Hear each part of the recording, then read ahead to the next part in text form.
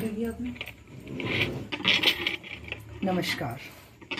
आज का टॉपिक है गर्भकालीन अवस्था में शारीरिक विकास, physical development in prenatal period.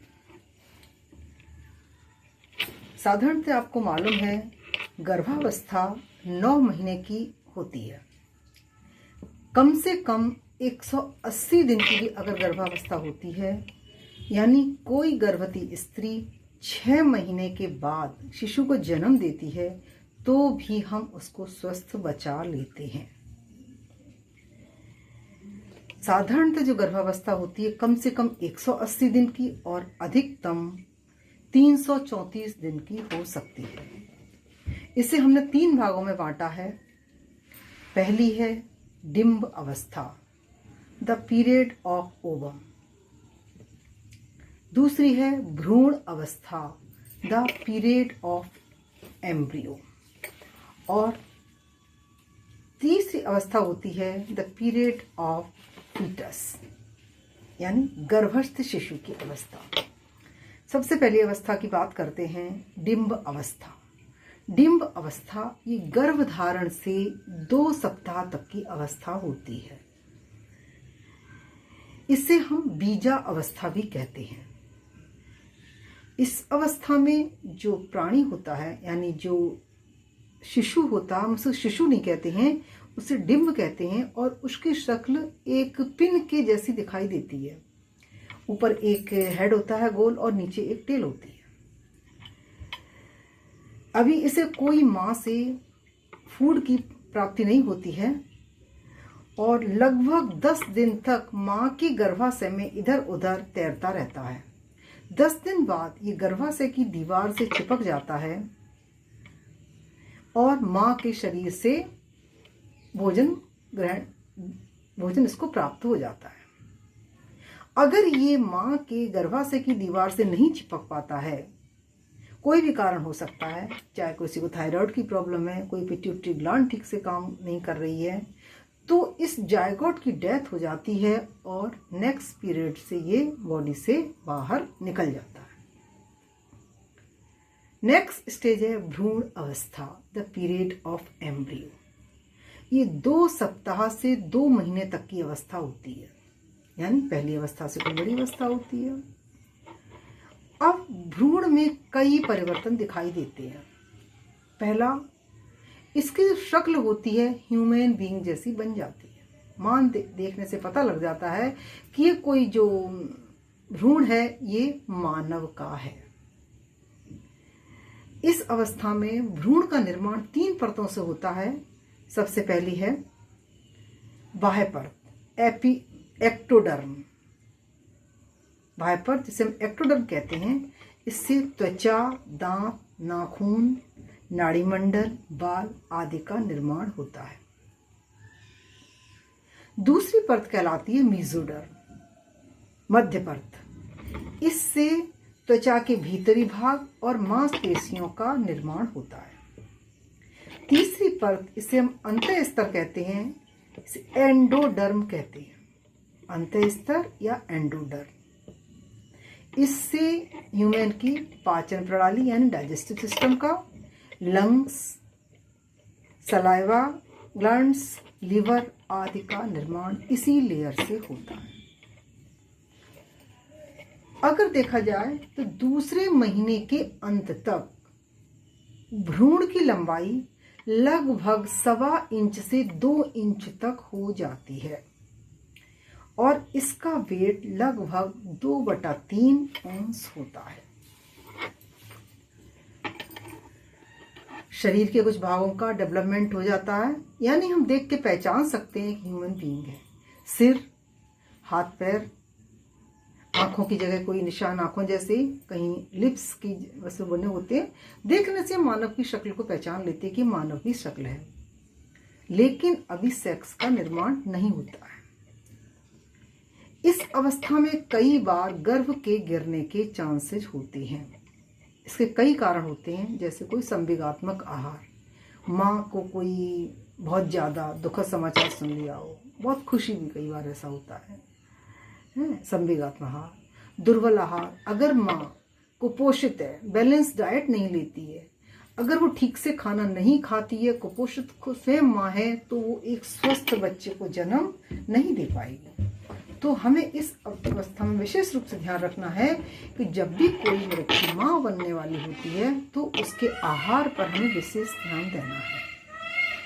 कई बार बहुत ज़्यादा वजन लेके सीढ़ियाँ चढ़ना, बहुत काम करना, कोई इस तरह की दवाइयाँ लेना जिसकी वजह से उसका एबॉर्शन हो जाता है, स्वतः ही उसका गर्भ गिर जाता है, कोई धक्का लग जाना, कोई एक्सीडेंट हो जाना, कोई मेंटली टेंशन है, झटका लगना, वीकनेस, इन वजह से भी कई बार एबॉर्शन इन महीनों में हो जाता है।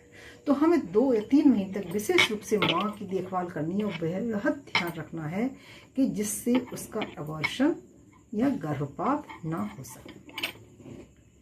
तीसरी अवस्था कहलाती है गर्भस्थ शिशु अवस्था, द पीरियड ऑफ फीटस। ये तीसरे महीने से शुरू होती है और जन्म लेने तक की अवस्था है, यानी गर्भावस्था की सबसे बड़ी अवस्था ये होती है। इसमें जो भ्रूण का निर्माण हुआ था उसी का विकास होता है, यानी उन्हीं अंगों का विकास होता है जिनका निर्माण 2 महीने तक हो गया था। और अगर इस अवस्था में माँ के खान पान पे ध्यान नहीं दिया जाता है तो शिशु पूर्ण रूप से कमजोर हो जाता है। इस अवस्था में गर्भस्थ शिशु का भार है, तीसरे महीने के अंत तक शिशु का भार 3/4 औंस हो जाता है और शिशु की लंबाई 3.5 इंच होती है। 5वें महीने में उसका भार 9 से 10 औंस और लंबाई 10 इंच हो जाती है। 8वें महीने में उसका वेट भार 4 से 5 पाउंड हो जाता है और लंबाई 16 से 18 इंच हो जाती है।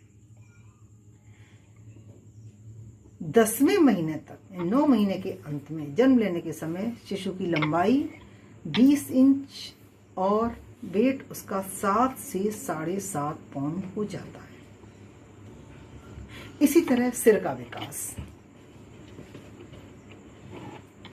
तीसरे महीने में सिर का विकास पूरे शरीर का 1/3 होता है। 6ठे महीने में सिर का विकास पूरे शरीर का 1/2 होता है। 10वें महीने के अंत तक सिर का विकास इसी प्रकार रहता है, जबकि जन्म के समय शिशु का सिर का विकास पूरे शरीर का 1/4 होता है। शिशु की स्किन, अगर उसकी स्किन को देखा जाए तो कभी कभी लाल, कभी सफ़ेद दिखाई देती है, सिकुड़ी हुई बहुत सॉफ्ट स्किन होती है और उसके पूरे शरीर पर छोटे छोटे रोए होते हैं। त्वचा लाल रंग की होती है। तीसरे महीने में पैरों की अपेक्षा हाथ अधिक लंबे होते हैं। 4थे महीने में पैरों के पोरों का निर्माण शुरू हो जाता है। 4थे महीने के अंत तक हृदय की धड़कन सुनी जा सकती है। 5वें महीने के अंत तक शिशु के आंतरिक अंग उसी प्रकार काम करने लगते हैं जिस प्रकार एक वयस्क व्यक्ति के आंतरिक अंग काम करते हैं।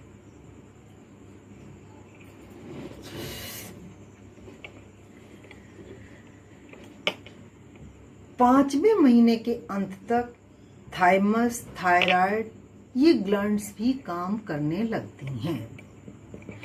तीसरे महीने के अंत तक शिशु की किडनियां काम करने लगती हैं, यानी गुर्दे अपना कार्य करने लगते हैं।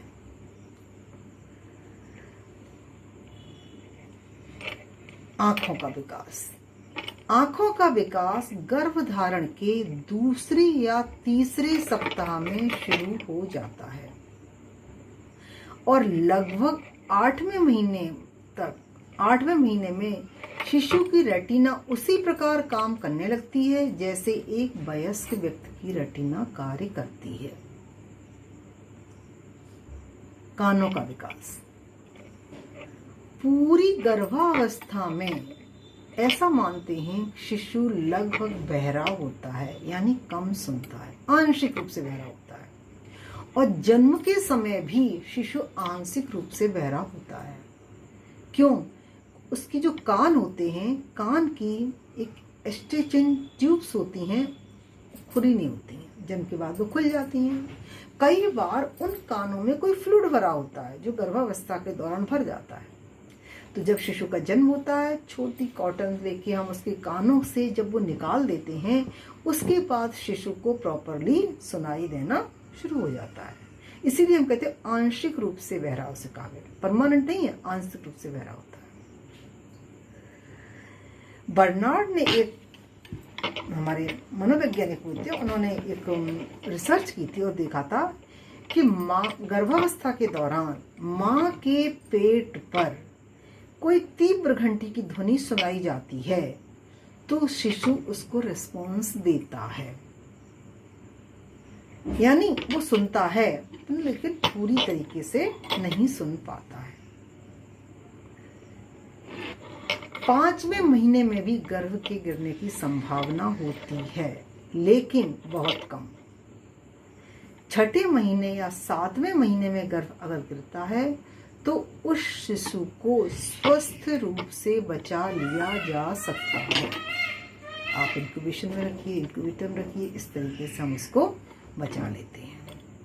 और अगर 9वें महीने में बच्चा जन्म लेता है तो वो एक स्वस्थ रहता है, ऐसा मान के हम चलते हैं, अगर कोई दूसरे कारण उसके लिए ना बने हों।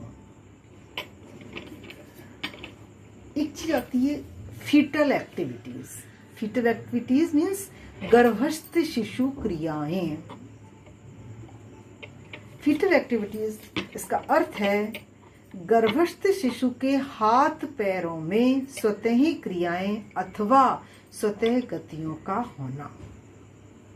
यानी जब बच्चा गर्भ के अंदर है, यानी माँ के पेट के अंदर है, और उसके अंदर जो मूवमेंट होते हैं, उसके हाथ पैरों में जो एक्टिविटी होती हैं, उन्हें हम गर्भस्थ शिशु क्रियाएं कहते हैं, फीटल एक्टिविटीज कहते हैं।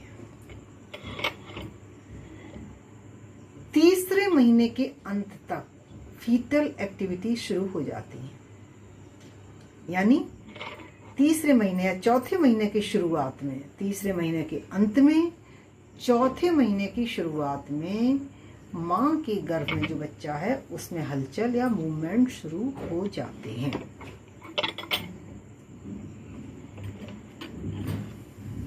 ऐसा माना जाता है अगर माँ कुपोषित है, ठीक प्रकार से खाना नहीं ले रही है, तो ऐसे बच्चे कुपोषित होते हैं और उनमें फीटल एक्टिविटीज देर से होती हैं। नेक्स्ट, अगर बच्चा बहुत वीक है गर्भावस्था के दौरान, तो उसमें फीटल एक्टिविटी देर से शुरू होती है। किसी किसी बच्चों में 5 महीने के बाद शुरू होती है।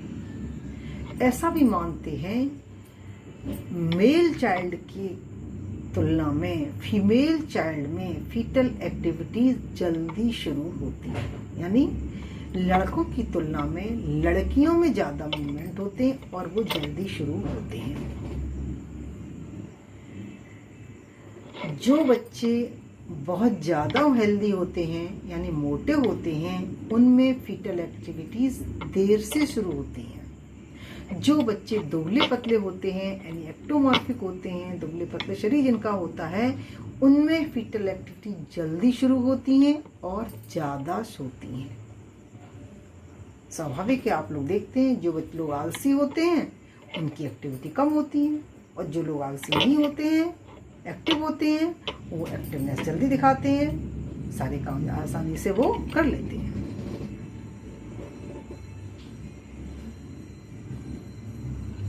ऐसा माना जाता है कि जिन बच्चों की मतलब माँ जो गर्भावस्था के दौरान प्रोटीन की मात्रा ज़्यादा मात्रा में लेती है, ऐसे बच्चे ज़्यादा एक्टिव होते हैं, यानी उनमें फीटल एक्टिविटीज़ ज़्यादा होती हैं। और जो माँ फैट ज़्यादा लेती है, कार्बोहाइड्रेट्स ज़्यादा लेती है, प्रोटीन और मिनरल्स कम होते हैं माँ की डाइट में, उन बच्चों में भी फीटल एक्टिविटीज़ देर से होती हैं और कम मात्रा में होती हैं। ये दो प्रकार की होती हैं फीटल एक्टिविटीज़, एक साधारणतः मूवमेंट, दूसरे मास एक्टिविटी। जब माँ थकी अवस्था में होती है, उसके बाद जब रेस्ट करती है, तो बच्चे की एक्टिविटी ज़्यादा होती है। अगर माँ सुबह से काम जैसे लगातार काम में लगी हुई है, फिर जब वो रेस्ट करती है तब उससे बच्चे के मूवमेंट शुरू होते दिखाई देते हैं, यानी सुबह की अपेक्षा शाम के समय एक्टिविटी ज़्यादा होती है। इसी प्रकार किकिंग मीन्स बच्चे के पैर चलाना, ये फीटल एक्टिविटी का एक पार्ट है। ऐसा मानते हैं कि छठे महीने में बच्चे में किकिंग वाले मूवमेंट शुरू हो जाते हैं, पैर चलाना। पहले बच्चे हाथों को चलाते हैं, छठे महीने बच्चों में पैर चलाने वाली एक्टिविटी शुरू हो जाती है। तो माँ अगर लगातार काम कर रही है, लगातार खड़े है और उसे रेस्ट नहीं किया है, तो जब भी वो रेस्ट पोजीशन में आएगी, उस समय उसके पेट में ज़्यादा एक्टिविटी उसको महसूस होती है। थकान की अवस्था में माँ को ज़्यादा महसूस होती है कि जब वो थकी होती है तो बच्चे पर भी उसका प्रभाव पड़ता है, और जब वो रेस्ट करती है उस समय ये एक्टिविटी उसको ज़्यादा दिखाई देती है। आज का टॉपिक यही था। ठीक, नमस्कार।